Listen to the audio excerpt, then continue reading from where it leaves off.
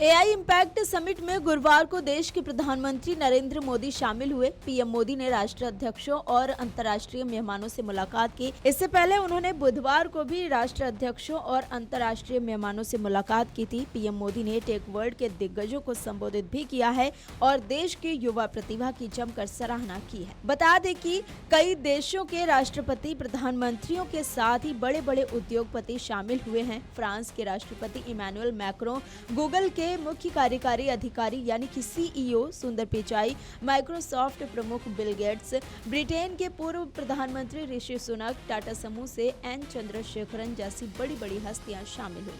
कई मेहमानों ने टेक्नोलॉजी के इस महाकुंभ के मंच से अपनी राय रखी। इसी बीच भारत के अरबपति उद्योगपति मुकेश अंबानी ने भी एआई इम्पैक्ट समिट को संबोधित किया। एआई इम्पैक्ट समिट में भारत के अरबपति उद्योगपति मुकेश अंबानी ने कई बड़े ऐलान भी किए हैं।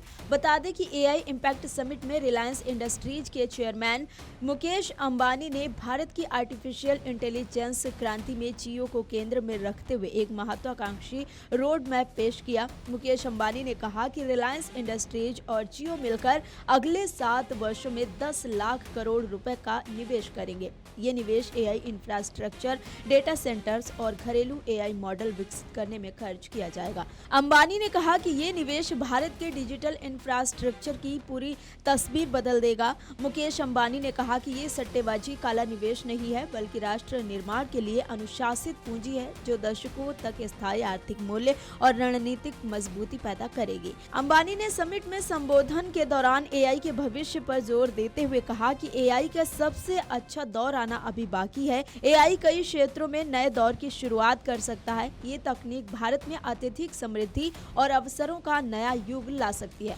उन्होंने दुनिया में चल रही बहस का जिक्र किया कि क्या एआई से ताकत कुछ लोगों के हाथों में सिमट जाएगी या ये सभी के लिए अवसरों का माध्यम बनेगा। मुकेश अंबानी ने भारत को 21वीं सदी की एआई महाशक्ति बनाने का संकल्प दोहराते हुए इसे रिलायंस का अब तक का सबसे बड़ा और साहसिक दांव बताया है। बता दें कि मुकेश अंबानी ने मौजूदा दौर में कृत्रिम बुद्धिमत्ता के असर को रेखांकित करते हुए कहा, आज एआई को लेकर दुनिया दोराहे पर खड़ी है।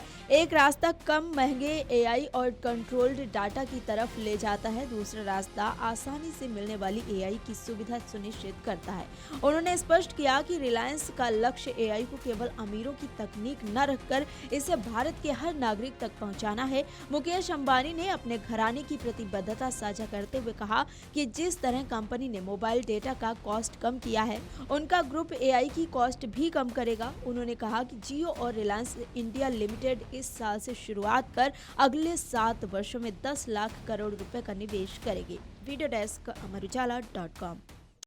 अगर आप ये वीडियो YouTube पर देख रहे हैं तो हमारे चैनल को सब्सक्राइब कर बेल आइकन दबाएं और Facebook पर देख रहे हैं तो हमारे पेज को लाइक करें।